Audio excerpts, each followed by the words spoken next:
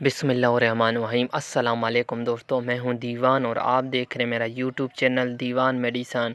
आज हम इस वीडियो में बात करेंगे कि सहरी के टाइम दही का इस्तेमाल सही है या नहीं सही, या इफ्तारी में खाना चाहिए या सहरी के वक्त खाना चाहिए। तो इस वीडियो में बात करेंगे कि दही का इस्तेमाल से क्या क्या फ़ायदे होते हैं और इसके बारे में जो बताई गई बातें हैं वो सच है या झूठ है। तो इस वीडियो में हम इसी पे बात करेंगे। तो अगर वीडियो से आगे बढ़ने से पहले अगर आप मेरे यूट्यूब चैनल पर नए हैं तो मेरा यूट्यूब चैनल सब्सक्राइब कर दें और बेल आइकन को दबा दें ताकि मेरी आने वाली सारी वीडियो आप तक बआसानी पहुंच सके।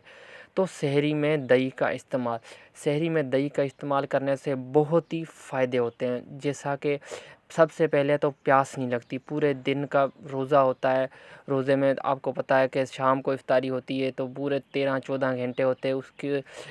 उसके बीच का जो टाइम होता है उसमें प्यास नहीं लगती, प्यास को ये कंट्रोल करता है। उसके अलावा ये मैदे के कई मिसाइल में काम आता है, जैसे कि मैदे में जलन हो।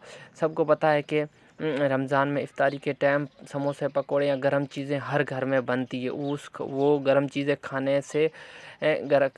खाने से आपका जो मैदे में जलन होती है, बदहज़मी होती है, गैस वगैरह होती है, उसको कंट्रोल करता है दही।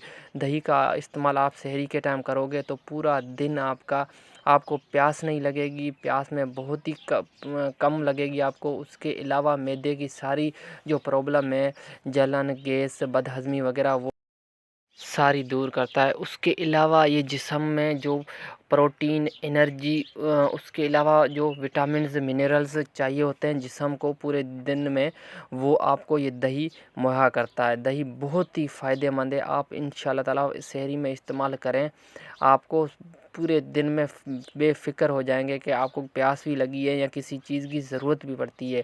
अगर छोटे बच्चे भी इस्तेमाल करते, छोटे हो या बड़े हो, दोनों के लिए ये एक जैसा है। आपको इफ्तारी तक बेफ़िक्र रखता है और इफ्तारी तक आपको पता ही नहीं लगने देता है कि आपको किसी चीज़ की ज़रूरत भी है या नहीं है।